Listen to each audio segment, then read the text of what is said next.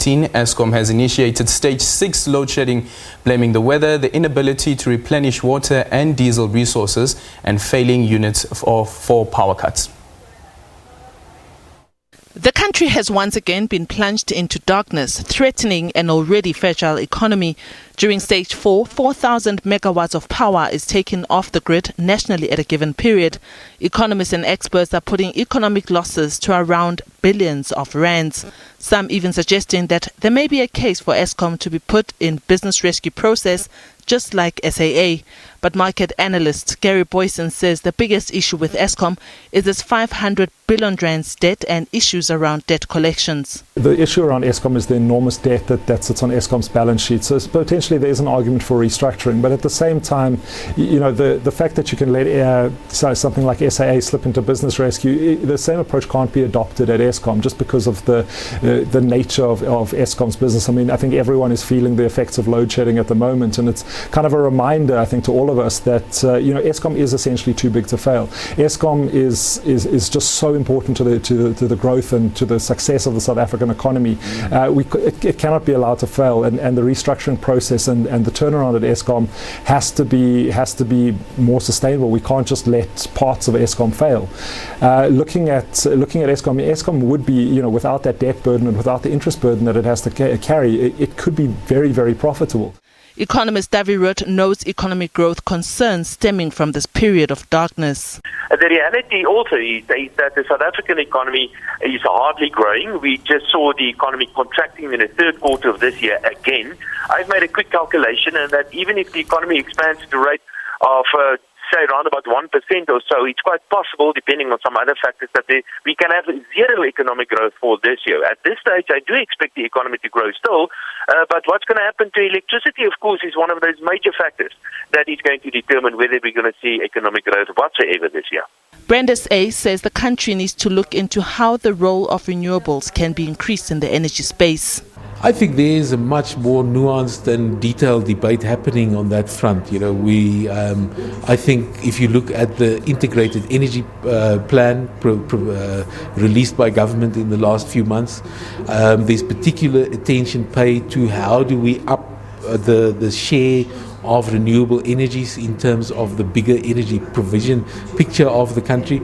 So I think we'll have to articulate that in more detail in future. But I think if you look in the global picture, South Africa is definitely a leader already in that realm of renewable energies. Eskom says stage 4 is no cause for alarm as the system is being effectively controlled. It says load shedding is implemented to protect the country from a national blackout. Diabo Seto, SABC News, Johannesburg. Well, now we know that Eskom has moved us up to stage 6, and that interview that you had with Oberholzer from Eskom also earlier on indicating what some of the problems are lying, the fault lines being around what's happening at Medupi. Indeed, Aldrin, very interesting that the Eskom CEO seems unable to confirm whether or not we will reach stage 8, because earlier on in the year they said they were expanding their plans into that. So right now 6,000 megawatts are being needed to put us back on the grid, so that could mean up to 24 hours of no lights. That's what he said. Would have thought that one day we could end up here. And just taking into consideration the president's letter earlier on this morning, his Monday letter, and where he speaks about the Medupi as well as Kusile and how these two power plants have led to the financial strain that Eskom is currently going under. Of course, more on that later on. I lose profit because of load shedding. This load shedding two problem.